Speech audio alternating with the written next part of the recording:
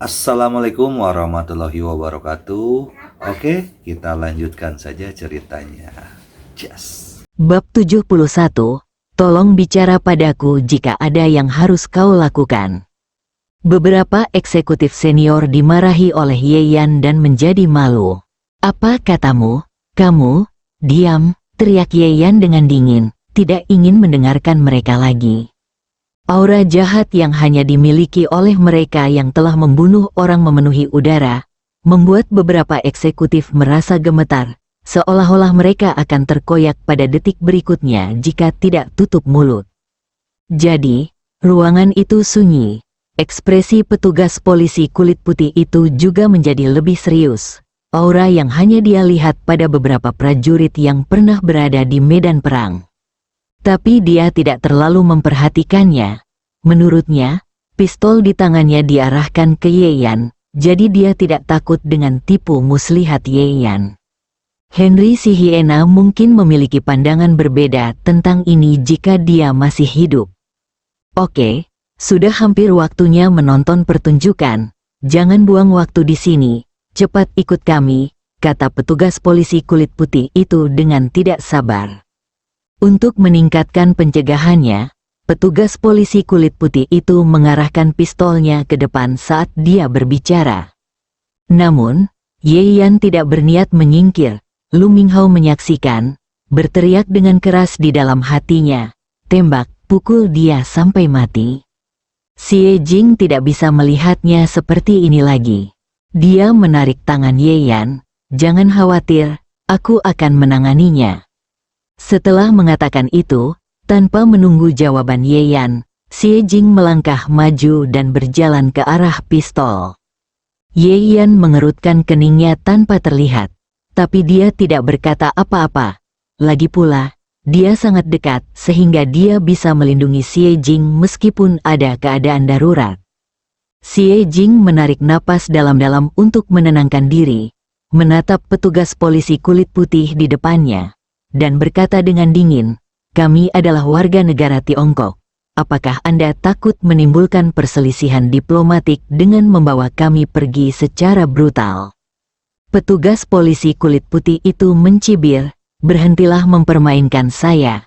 Bagaimana dengan perselisihan diplomatik? Apakah saya takut? Jadi, kamu tidak takut meski dijadikan kambing hitam untuk meringankan hubungan kedua negara di masa depan? Xie Jing bertanya secara retoris. Apa katamu? Ekspresi petugas polisi kulit putih itu berubah. Tetapi dia segera mendapatkan kembali ketenangannya. Ini bukan urusanmu. Yang harus kamu lakukan sekarang adalah mengikuti kami kembali. Xie Jing diam-diam mengertakkan giginya untuk mencegah kepanikannya terlihat dalam ekspresi dan suaranya. Ini benar-benar konyol. Jika sampai pada titik itu, menurutmu apakah para politisi itu benar-benar akan menemukan cara untuk melindungimu? Dia juga tidak bodoh. Dia sudah menduga pasti ada seseorang di belakang petugas polisi ini yang begitu sombong dan tangguh. Ekspresi petugas polisi kulit putih itu menjadi gelap, dan dia tidak jelas tentang wajah para politisi di pemerintahan.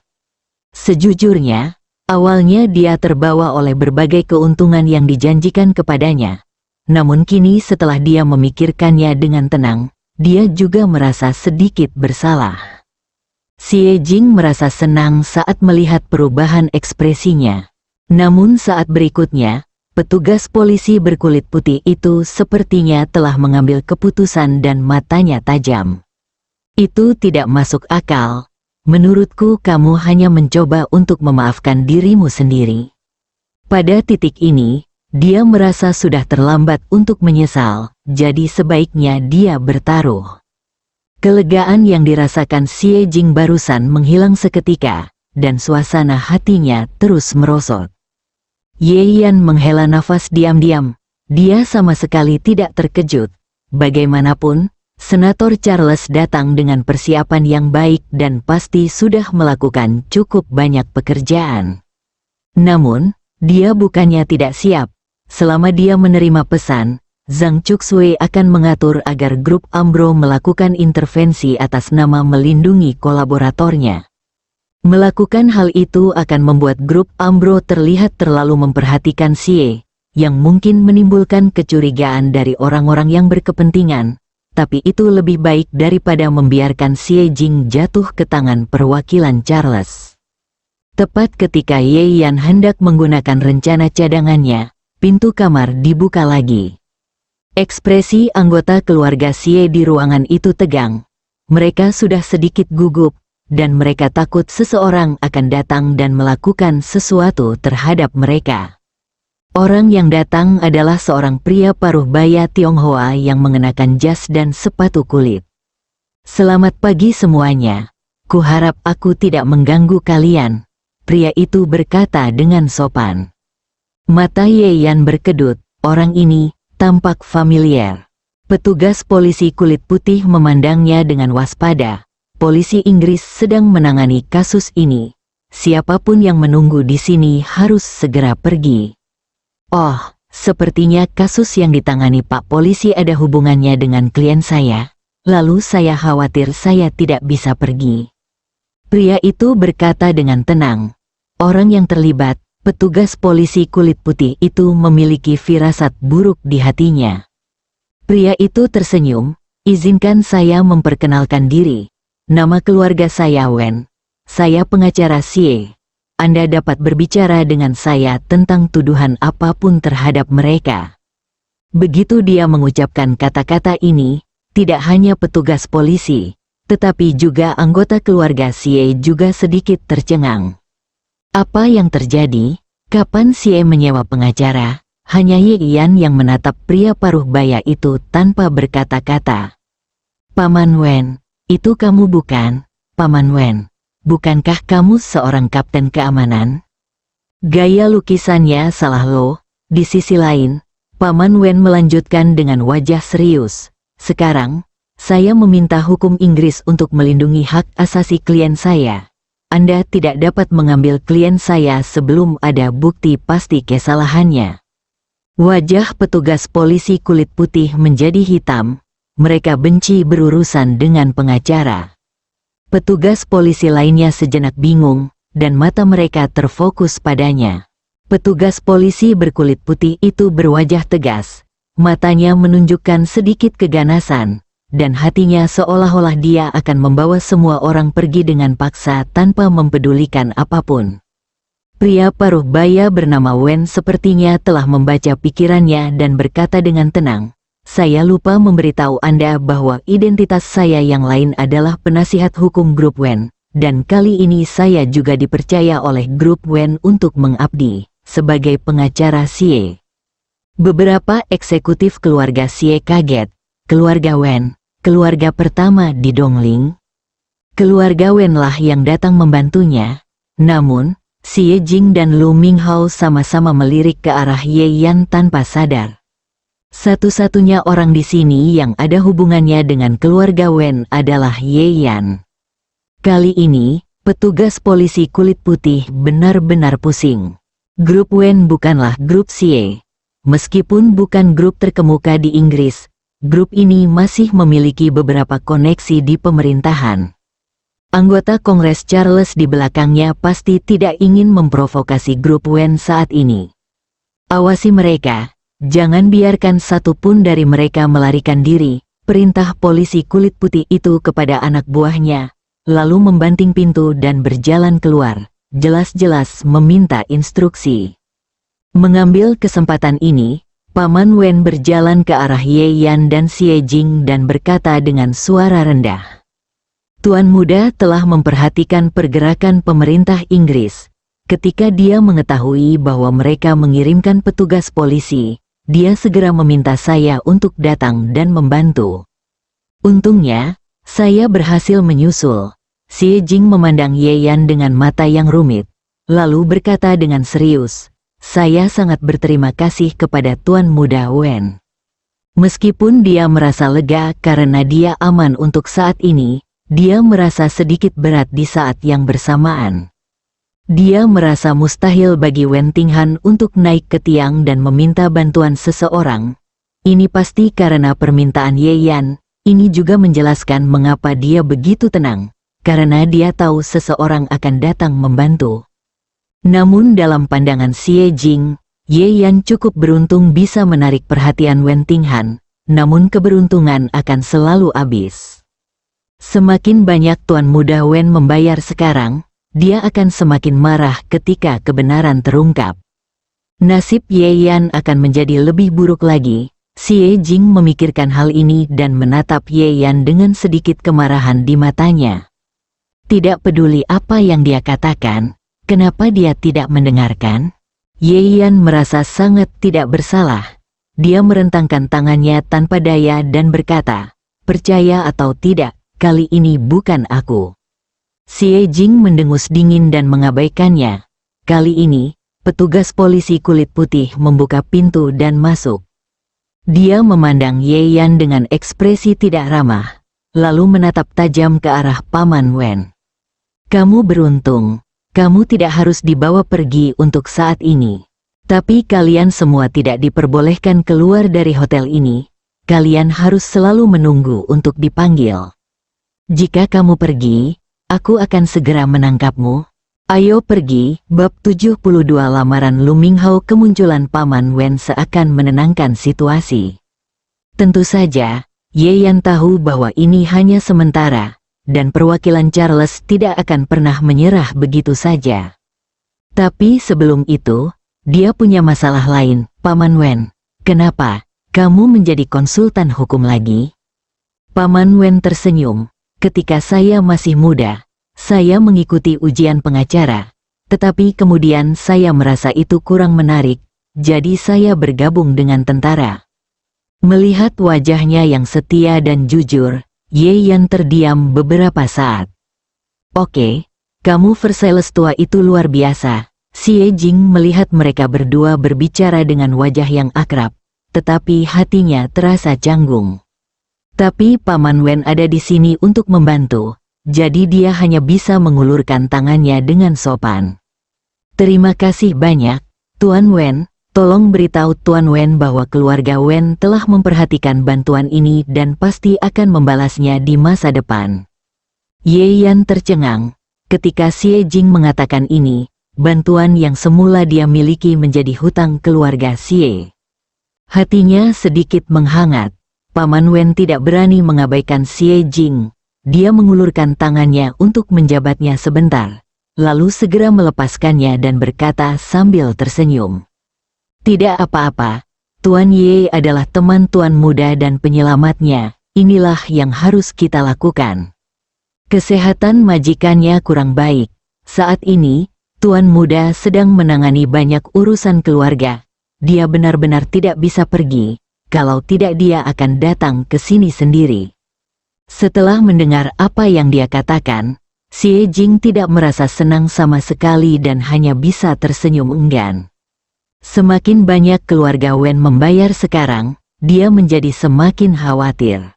Meskipun dia menyembunyikannya dengan baik, dia tidak bisa menyembunyikannya dari mata Paman Wen. Namun, dia tahu identitasnya. Ini adalah urusan keluarga Tuan Ye dan tidak ada hubungannya dengan dia atau pekerjaannya. Saat ini, meski Xie dan partainya masih terkurung di hotel, beberapa eksekutif merasa seperti selamat dari bencana. Namun ketika mereka sadar, suasana menjadi sedikit canggung. Lagi pula, barusan, mereka berpikir untuk mengorbankan Xie Jing demi keselamatan mereka sendiri. Tuan, tidak ada seorang pun yang akan mengasosiasikan kemunculan Paman Wen dengan Ye Yan. Mereka semua mengira bahwa Xie Jing lah yang pernah terlibat dengan keluarga Wen. Aku tidak punya muka sebesar itu. Xie Jing memandang eksekutif itu dengan dingin dan berkata, Ye Yan meminta bantuan mereka. Beberapa eksekutif Xie melihat saya dan saya melihat Anda. Bagaimana mungkin? Ye Yan sangat tidak kompeten sehingga dia pantas dikaitkan dengan keluarga Wen. Namun, eksekutif yang menanyakan pertanyaan tersebut tidak menanyakan pertanyaan lebih lanjut dan hanya tersenyum bersamanya. Ya, saya mengerti. Lalu dia melangkah mundur dengan bijak. Apakah kamu benar-benar percaya? Seseorang tidak bisa menahan diri untuk tidak bertanya dengan suara rendah. Eksekutif itu merendahkan suaranya dan berkata, "Apakah kamu belum melihatnya? Tuan Xie pasti sudah membuat semacam perjanjian dengan keluarga Wen, tetapi dia tidak mau memberitahu kita bahwa kita baru saja menyinggung perasaannya, jadi kita menyalahkan Ye Yan. Lagi pula, bagaimana mungkin Xie Jing masih tidak berani mengakuinya ketika dia mengatakan bahwa dia adalah seorang pekerja lepas?" Analisisnya jelas dan logis. Beberapa orang lainnya menunjukkan ekspresi kesadaran, dan mereka semua merasa apa yang dikatakannya masuk akal. Memang benar, Tuan Xie, dia bahkan tidak repot-repot membicarakan masalah sebesar itu dengan kami saat bekerja sama dengan keluarga Wen. Seorang eksekutif berkata dengan marah, pasti untuk bersaing dengan Kaidong. Wanita, orang lain menghela nafas. Mereka terus berbicara satu sama lain, tetapi tidak ada yang menyebutkan masalah hampir menjual Xie Jing sekarang, seolah-olah mereka sudah lupa secara kolektif. Bagaimanapun, orang-orang ini memiliki hati nurani yang bersalah dan tidak berani berbicara dengan keras tanpa secara sadar berbicara. Tapi Xie Jing sudah merasa merusak pemandangan ketika dia melihatnya. Jika operasi Xie tidak masih membutuhkan orang-orang ini, dia pasti ingin mereka keluar. "Apa yang kamu lakukan di sini?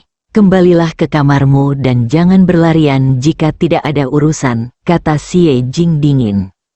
Beberapa eksekutif saling memandang. Bagaimana dengan Ambro Group? Xie Jing berkata, "Jika ada perkembangan baru, saya akan memberitahu Anda." "Kalau begitu terima kasih, Tuan Xie," beberapa orang berkata sambil tersenyum, lalu buru-buru meninggalkan ruang konferensi. Lu Minghao, yang tidak mengucapkan sepatah kata pun dari awal sampai akhir dan tidak tahu apa yang dia pikirkan, berjalan di akhir. Sebelum keluar, dia kembali menatap Xie Jing, tepat pada waktunya untuk melihat Xie Jing berbicara dengan Ye Yan lagi.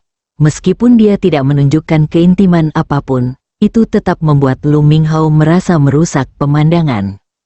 Ekspresi tajam muncul di matanya, lalu dia berbalik dan pergi tanpa ekspresi. Kini perjalanan semua orang dibatasi. Selain melakukan panggilan telepon, mereka hanya bisa menunggu kabar baru datang.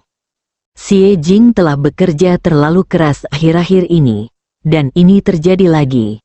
Dia sangat lelah secara fisik dan mental. Dia meminta maaf kepada Paman Wen dan kembali ke kamarnya untuk beristirahat. Anehnya, seiring berjalannya waktu, anggota Kongres Charles tampak tidak bergerak. Hingga malam, ada ketukan di pintu rumah Xie Jing. Dia membuka pintu dan itu adalah Lu Minghao. "Apakah ada yang salah?" Xie Jing bertanya, tidak mengizinkannya masuk. Lu Minghao tampaknya tidak peduli, dan berkata dengan penuh semangat, "Tuan Xie, teman saya itu berkata dia dapat membantu kami." "Benarkah?" Xie Jing tercengang. Dia tidak menyangka Lu Minghao benar-benar bisa menemukan jalan keluar. Dia berasal dari keluarga besar dan bekerja di pemerintahan. "Kami memiliki hubungan yang baik ketika saya belajar di Inggris. Kali ini saya butuh waktu lama sebelum dia setuju untuk membantu kami menemukan hubungan dan mencobanya," kata Lu Minghao. Xie Jing tidak berpikir ada yang salah. Pertukaran kepentingan adalah hal yang normal. "Kondisi apa yang dia miliki?" Xie Jing bertanya. Lu Minghao memasang ekspresi gelisah di wajahnya. "Yah, temanku bilang lebih baik membicarakan hal semacam ini secara langsung. Tapi kita dilarang bepergian sekarang. Apa temanmu tidak tahu?" Lu Minghao berkata dengan cepat. "Tidak masalah. Teman saya masih memiliki wewenang ini. Dia memberi saya 2 izin khusus. Saya boleh keluar sekali, tetapi saya harus kembali dalam waktu 24 jam. Xie Jing terdiam sejenak. Jika Lu Minghao, seorang teman, benar-benar dapat membantu, maka lebih baik berhutang budi daripada berhutang pada keluarga Wen. Dia memikirkan hal ini dan mengangguk, saya akan ganti baju. Setelah itu, dia menutup pintu. Lu Minghao melihat ke pintu yang tertutup dengan senyum sinis di wajahnya. Segera, Xie Jing berganti pakaian wanita berkulit putih. Sebelum keluar, dia ragu-ragu sejenak, tapi akhirnya mengangkat teleponnya dan menelepon Ye Yan. Ada apa? Ye Yan bertanya setelah teleponnya tersambung. Aku harus keluar sebentar. Xie Jing dengan sederhana menjelaskan situasinya. Ye Yan memegang teleponnya, sedikit mengernyit, lalu melepaskannya. Dia tidak berpikir ada orang yang akan melakukan perjalanan ke air berlumpur ini sekarang, tapi dia tidak bisa memastikannya. Baiklah, kalau begitu kamu kembalilah lebih awal. Ya, Xie Jing menjawab dan hendak menutup telepon. Ye Yan mengingatkannya seolah-olah dia tiba-tiba teringat, ngomong-ngomong, kamu yang mengendarai mobil Ambro Group. Xie Jing tidak mengerti. Grup Ambro mempunyai status yang sangat tinggi di Inggris. Ketika mereka melihat plat nomornya, kebanyakan orang akan membantumu, jelas Ye Yan. Xie Jing lalu mengangguk penuh pengertian. Oke, saya mengerti. Setelah menutup telepon, dia membuka pintu. Terima kasih, Tuan Xie. Lu Minghao memiliki senyuman yang sama di wajahnya. Ayo pergi. Bab 73 bunuh dia setelah Xie Jing pergi. Ye Yan selalu merasa sedikit tidak nyaman di hatinya. Sepertinya dia telah mengabaikan sesuatu. Dia tinggal di kamar sebentar, berdiri dengan sedikit kesal, dan memutuskan untuk pergi ke taman untuk mencari udara segar. Sambil berjalan, Ye Yan sedang memikirkan rencana selanjutnya. Saat dia berjalan, dia tiba-tiba merasa ada yang tidak beres. Sangat sepi, biasanya, seharusnya ada banyak orang yang berjalan di taman saat ini, tapi sekarang tidak ada setengah orang pun di sana. Ye Yan berhenti dan melihat sekeliling. Dia baru saja memikirkan masalahnya dan tidak memperhatikan. Sekarang dia segera merasakan ada aura pembunuh di udara yang tidak dapat dibubarkan. Tiba-tiba, sebuah suara yang familiar dan kasar tertawa. Lihat apa yang kami temukan, monyet berkulit kuning. Di villa mewah, anggota Kongres Charles sedang minum kopi dengan pandangan santai, sementara Tom Lee di sampingnya tampak sedikit gelisah. Tenanglah. Anda adalah elit kelas atas Inggris dan calon bangsawan. Bagaimana mungkin Anda tidak memiliki kualitas psikologis seperti ini, kata Senator Charles kepada putranya dengan nada berkhotbah. Hehe, aku tidak sabar untuk melihat nasib bajingan bernama Ye itu. Dia menjalani pemeriksaan fisik menyeluruh beberapa waktu lalu, dan dokter mengatakan tidak ada yang salah dengan dirinya.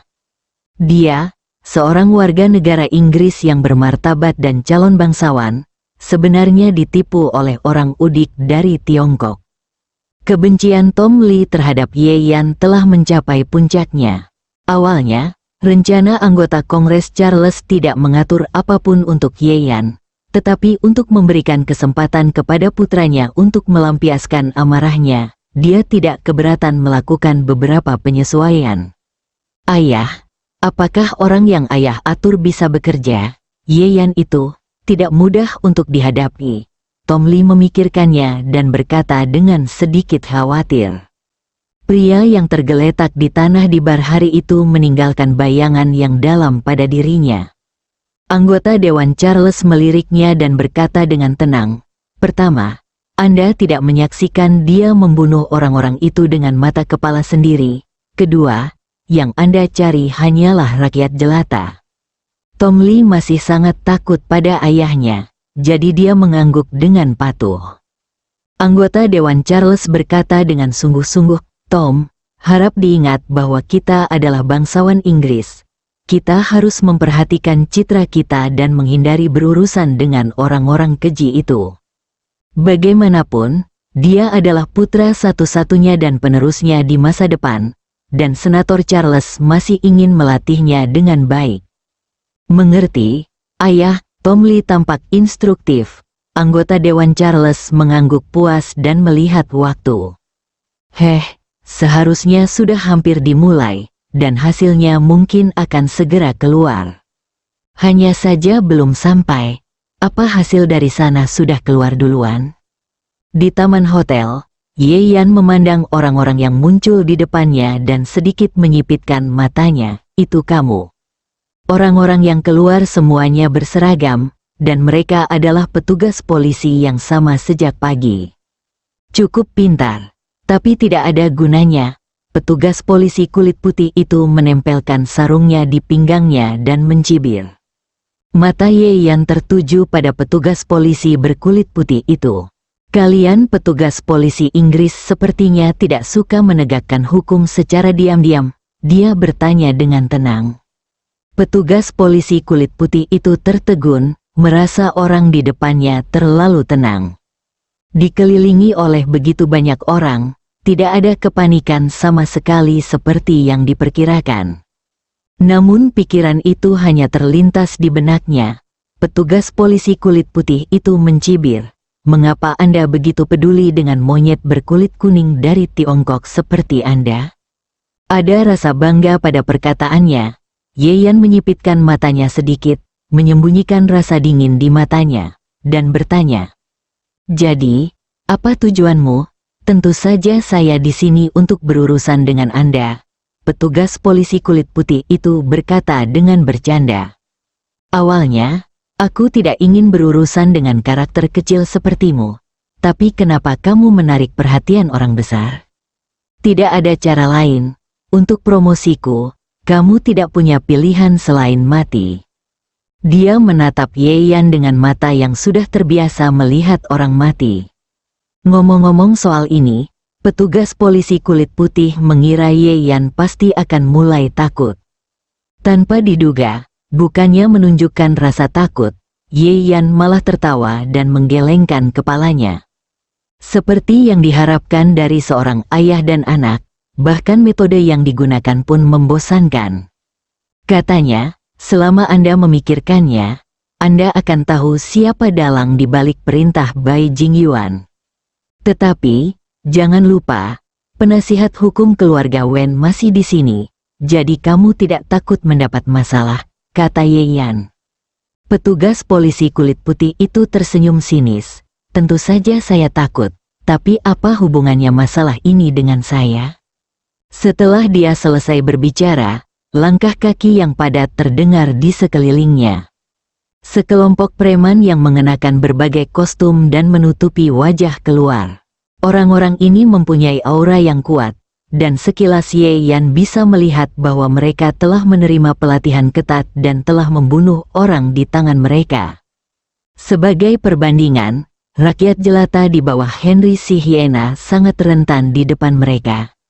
Malam ini, sekelompok preman menyerang Hotel Austin dengan tujuan membalas masyarakat. Meskipun polisi diberangkatkan tepat waktu untuk mengalahkan orang-orang ini, sayangnya satu tamu masih meninggal. Petugas polisi kulit putih itu berbicara seperti seorang penyiar berita, dan kemudian bertanya dengan senyum sinis, apa pendapat Anda tentang laporan seperti itu? Setelah jeda, dia menambahkan, ngomong-ngomong, kelompok preman ini juga menyebabkan kerusakan besar pada fasilitas hotel, yang tentu saja termasuk pengawasan di taman. Ye Yan mengangguk dengan sungguh-sungguh, ya, itu sudah cukup untuk membodohi orang biasa. Untuk menghadapi orang biasa sepertiku, tuan di belakangmu sebenarnya rela mengeluarkan begitu banyak tenaga. Petugas polisi kulit putih itu mencibir dengan nada menghina. Ini hanya kata-kata yang bisa dilakukan oleh orang besar. Bagaimana serangga kecil seperti Anda bisa membayangkan ini? Nak, jangan salahkan aku. Ini bukan dendam pribadi. Jika kamu ingin menyalahkannya, salahkan ketidakmampuanmu sendiri. Setelah mengatakan itu, begitu petugas polisi kulit putih itu mengangkat tangannya, para preman di sekitarnya melangkah maju. Namun, Ye Yan tersenyum. Namun, pukulan besarmu menyelamatkanku dari banyak masalah, katanya. Petugas polisi kulit putih itu tertegun dan pada awalnya tidak mengerti apa yang dia maksud. "Kamu?" Ekspresi aneh muncul di wajahnya. "Apakah kamu masih ingin melawan?" "Apakah tidak mungkin?" Ye Yan memiringkan kepalanya dan bertanya dengan serius. Petugas polisi kulit putih dan petugas lainnya tertawa. Mata para preman yang terekspos juga menunjukkan tatapan mengejek dan menggoda. Setelah beberapa saat, mereka berhenti tertawa. Petugas polisi kulit putih itu menyeka sudut matanya. "Kamu monyet berkulit kuning. Kamu sangat bodoh sampai aku enggan membunuhmu. Oke, jika kamu ingin menambahkan sedikit kesenangan padaku, itu terserah kamu." Saat dia berbicara, senyuman di wajahnya memudar, dan dia melambaikan tangannya dan memerintahkan. "Bunuh dia, bergeraklah dengan bersih, aku tidak ingin darah berceceran di mana-mana." Bab 74. Tunggu aku. Begitu polisi kulit putih memberi perintah, para preman itu bergegas mendekat. Inilah para veteran yang dikumpulkan oleh anggota Kongres Charles. Di medan yang kecil dan kompleks seperti taman, senjata api sebenarnya tidak mudah digunakan. Selain itu, Hotel Alston juga mendapat tempat di kalangan bisnis Inggris. Bahkan Senator Charles pun tidak berani terlalu gegabah sehingga masing-masing memegang senjata seperti tongkat listrik dan pedang. Namun demikian, orang-orang ini menunjukkan kerjasama yang baik segera setelah mereka mengambil tindakan, mengelilingi Ye Yan dari segala arah. Sayangnya, mereka salah memilih lawan. Orang-orang di depan merasa matanya kabur, dan orang di sekitar mereka menghilang. Detik berikutnya, lehernya sakit, penglihatannya menjadi hitam dan dia kehilangan nyawanya. Di mata petugas polisi berkulit putih itu, pemuda Tionghoa itu seolah telah berubah menjadi inkarnasi kematian dalam sekejap. Sentuh dengan santai di antara alis, potong di leher dengan telapak tangan terbelah, dan kepalkan di tengah mulut. Siapapun yang terkena olehnya jatuh ke tanah dengan suara patah tulang yang menyayat hati, tak bernyawa. "Ah, bunuh dia!" Melihat rekan mereka mati, preman yang tersisa menyerang dengan lebih ganas. Namun di mata Ye Yan, gerakan mereka terlalu lambat. Preman berpengalaman ini tidak pernah menyangka identitas pemburu dan mangsa akan berubah begitu cepat. Saat ini, petugas polisi kulit putih yang menonton tercengang. Apakah dia sedang bermimpi, atau sebenarnya Superman yang dia hadapi? Saat dia bereaksi, para preman tersebut telah menderita banyak korban jiwa. "Sial, apakah ini benar-benar manusia?" Dia melontarkan makian dan segera meminta anak buahnya untuk mengeluarkan senjatanya, tapi mereka tidak bisa membidiknya. Melihat preman yang semakin sedikit, para petugas polisi kulit putih menjadi putus asa hingga tidak lagi mempedulikan mereka. "Api," dia meraung. Beberapa bawahan ragu-ragu, tapi di sana. Polisi kulit putih itu mencengkeram kerah bajunya dan berteriak, "Sudah kubilang, tembak saja." Singsi, yang wajahnya diludahi, segera mengangkat senjatanya bersama yang lain.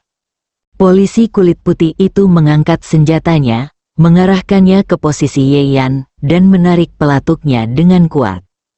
Terjadi ledakan tembakan, dan beberapa preman yang berdiri dalam posisi itu terjatuh dengan lubang di sekujur tubuhnya, dengan rasa tidak percaya di matanya. Namun petugas polisi kulit putih itu tidak peduli sama sekali dan langsung mulai mencari mayat Ye Yan. "Luar biasa. Aku tidak menyangka kamu berada di sisiku." Tiba-tiba, sebuah suara bercanda terdengar di sebelahku. Polisi kulit putih itu berbalik dengan kaku, tepat pada waktunya untuk melihat tangan Ye Yan yang memegang leher penjahat terakhir itu, bergerak sedikit. Dengan sekali klik, leher preman itu patah. Ye Yan menjatuhkan mayat di tangannya dan berjalan perlahan menuju polisi kulit putih itu. Polisi kulit putih itu ketakutan. Ah, setan, Anda pasti iblis." Sambil berteriak, Dia ingin menembak Ye Yan lagi. Di taman, beberapa tembakan terdengar, lalu hening. Polisi kulit putih itu tersentak dan berlutut di tanah. Satu tangannya terkulai ke bawah. Beberapa anak buahnya yang lain terjatuh ke tanah dan kehilangan nyawa. Dia sendiri telah berjuang mati-matian untuk menghindari serangan Ye Yan dengan mengorbankan satu lengannya yang lumpuh dan beberapa tulang rusuknya patah. Tidak buruk, Anda harus tahu bahwa setelah dia menyerap roh jahat, energi batinnya menjadi sangat kuat, yang pada dasarnya akan menghancurkan orang biasa. Tapi itu hanya kecelakaan. Dia tidak memiliki aturan aneh tentang mengambil tindakan sekali dan tidak mengambil tindakan lagi jika dia tidak bisa membunuh siapapun. Melihat Ye Yan datang ke arahnya lagi, polisi kulit putih itu benar-benar tercengang. Tidak, jangan kemari. Saat ini, terdengar langkah kaki yang tergesa-gesa. Tuan Ye, apakah Anda baik-baik saja? Orang yang datang adalah Paman Wen. Dia mendengar suara tembakan dan segera bergegas untuk memeriksanya. Tapi bagaimanapun juga, Paman Wen sudah melihat kekuatan bertarung Ye Yan, jadi dia segera menenangkan diri, berdiri diam di samping, dan mengeluarkan ponselnya untuk mengatur seseorang yang menangani kejadian itu. Di sisi lain, polisi kulit putih itu melihat Paman Wen semakin putus asa. Dia memohon belas kasihan dan menggosok punggungnya beberapa kali. Dia dengan cepat berkata seolah-olah dia tiba-tiba teringat sesuatu. Saya tahu sebuah informasi. Don, jangan bunuh aku. Aku akan menggunakannya. Informasi sebagai ganti nyawamu sendiri. Ye Yan berhenti dan berkata dengan tenang, mari kita bicara dan mendengarkan. Polisi kulit putih itu tahu bahwa nyawanya ada di tangan orang lain dan tidak ada ruang untuk tawar-menawar, jadi dia mengertakkan gigi dan berkata, saya tidak sengaja mendengar sebelumnya bahwa tindakan hari ini terhadap Anda ditambahkan untuk sementara. Awalnya hanya ada tindakan lain. Sepertinya dia ingin menyerang wanita itu. Begitu dia selesai berbicara, dia melihat ekspresi Ye Yan berubah. Dia mengulurkan tangan dan meraih kerah bajunya dan menariknya ke depannya. Apa katamu? Polisi kulit putih itu tersenyum pahit. Saya hanya karakter kecil. Saya tidak tahu detailnya. Tapi sepertinya rencananya adalah mengelabui wanita itu terlebih dahulu. Ditipu, Lu, Ming, Hao. Ye Yan mengertakkan gigi dan mengepalkan tangannya. Seharusnya dia mengira pasti ada yang salah dengan kelakuan aneh Lu Minghao hari ini. Tuan Ye, saya akan meminta seseorang untuk segera menyelidikinya. Paman Wen juga menyadari keseriusan masalah ini dan berbicara dengan serius. Tapi Ye Yan melambaikan tangannya, tidak, kamu yang tangani ini dan berikan aku mobil. Paman Wen mengeluarkan kunci mobil, Mercedes-Benz perak di depan hotel, nomor plat XXXXXX. Ye Yan mengambilnya dan bergegas keluar seperti angin, sambil menekan nomor Zhang Chuxue. Aku ingin tahu lokasi mobil yang dikendarai Xie Jing, dia berkata langsung tanpa basa-basi. Semua mobil Ambro Group memiliki sistem penentuan posisi satelit, itulah sebabnya dia meminta Xie Jing untuk mengemudikan mobil Ambro Group. Oke. Zhang Chuxue juga menutup telepon tanpa menanyakan pertanyaan yang tidak perlu. Saat Ye Yan menyalakan mobilnya, sebuah lokasi juga dikirimkan ke ponselnya. Dengan menginjak pedal gas, Mercedes-Benz itu melesat keluar dengan sikap nyaris gila. Ye Yan memegang tanda petunjuk arah dengan kedua tangannya. Xie Jing, tunggu aku, jangan biarkan apapun terjadi. Sebuah klub di kota tua. Xie Jing perlahan terbangun dari komanya. Dia menahan rasa pusingnya, membuka matanya, dan mendapati dirinya berada di ruangan yang asing. Di mana ini? Xie Jing menekan pelipisnya yang sakit. Bukankah dia harus pergi bersama Lu Minghao untuk menemui temannya? Ingatan samar terlintas di benak Xie Jing. Sepertinya, di tengah perjalanan mobil, dia merasa sedikit mengantuk, tertidur, dan terbangun lagi di tempat ini. Penculikan, Xie Jing mengerutkan kening dan sebuah ide muncul di benaknya. Dia tidak panik, tapi dengan tenang mengamati lingkungan untuk melihat apakah ada peluang untuk melarikan diri. Saat ini, pintu kamar terbuka. Hati Xie Jing menegang, dia tiba-tiba melihat ke arah pintu, dan kemudian sedikit terkejut.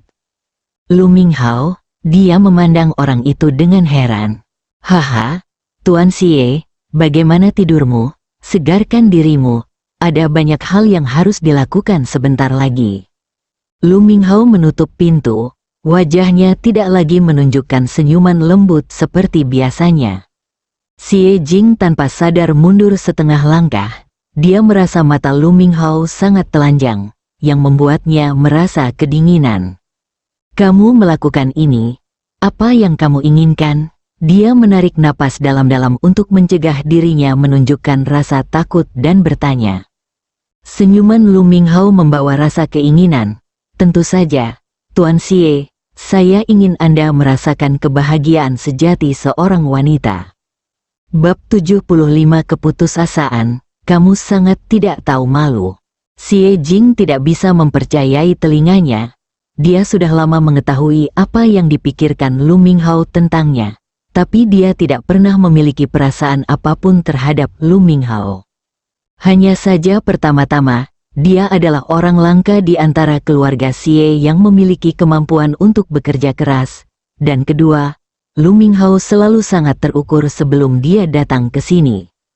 Kalau tidak, Xie Jing pasti sudah lama memecatnya untuk menghindari gosip. Tapi apakah dia gila hari ini? Apakah dia tidak tahu konsekuensi dari melakukan ini? Lu Minghao tersenyum liar. Tidak tahu malu, seharusnya aku tidak tahu malu sejak lama. Maka kamu akan menjadi wanitaku, dan Nyonya Xie akan berada di bawah kendaliku. Keluarga Xie tidak akan membiarkanmu pergi jika kamu melakukan ini, kata Xie Jing dengan gigi terkatup. Hahaha, keluarga Xie bukan apa-apa.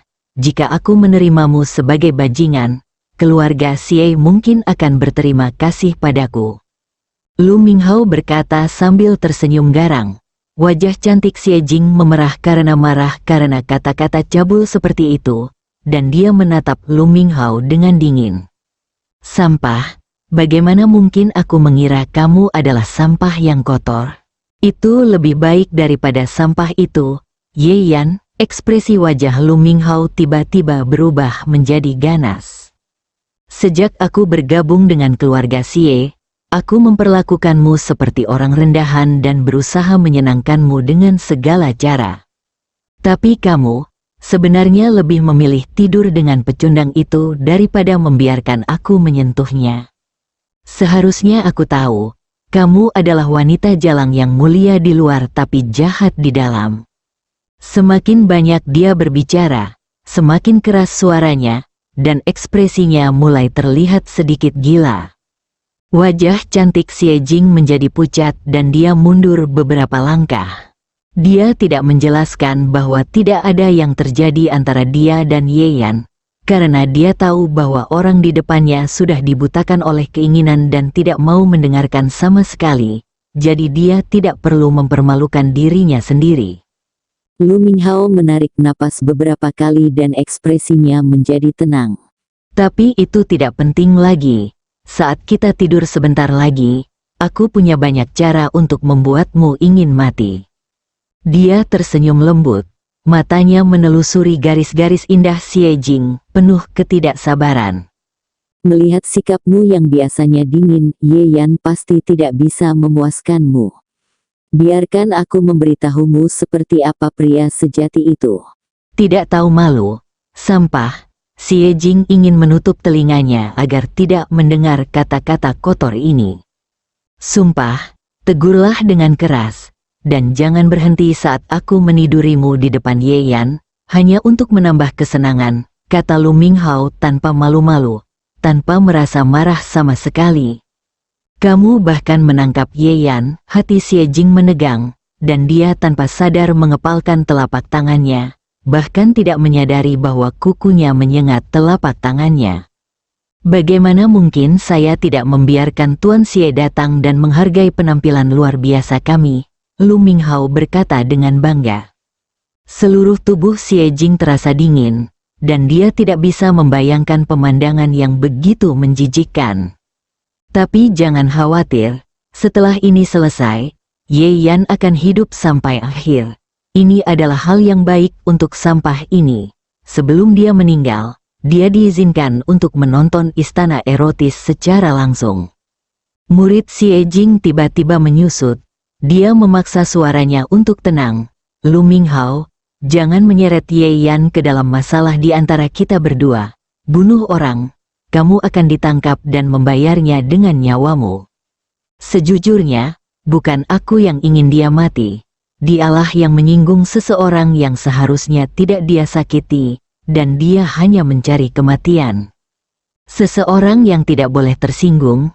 Xie Jing cemas dan bingung, tanpa sadar menggigit bibirnya. Penampilannya memang sudah cantik, dan tatapan khawatir ini membuatnya semakin menawan. Lu Minghao memandang wanita impiannya dengan rakus dan tidak bisa menahan diri untuk tidak berkata, sampah seperti itu tidak pantas membuatmu khawatir. Aku pasti akan lebih baik darinya. Saat dia berbicara, dia mengulurkan tangan dan menyentuh wajah sempurna Xie Jing. Xie Jing kembali sadar, melambaikan tangannya begitu saja, dan menepis tangan Lu Minghao dengan letupan. Jangan sentuh aku, dia menatap Lu Minghao dengan dingin. Bahkan jika aku sampah, aku lebih baik darimu. Setidaknya Ye Yan adalah seorang laki-laki, dan kamu hanyalah seorang pengecut dengan taktik rendahan. Xie Jing memandang Lu Minghao dengan sedikit sarkasme di bibirnya. Lu Minghao sangat terluka oleh rasa jijik di matanya. Dia selalu membanggakan dirinya sebagai seorang elit, dengan pandangan tertuju pada puncak, baik itu pekerjaan atau hubungan. Dia tidak pernah gagal dalam apa yang ingin dia lakukan.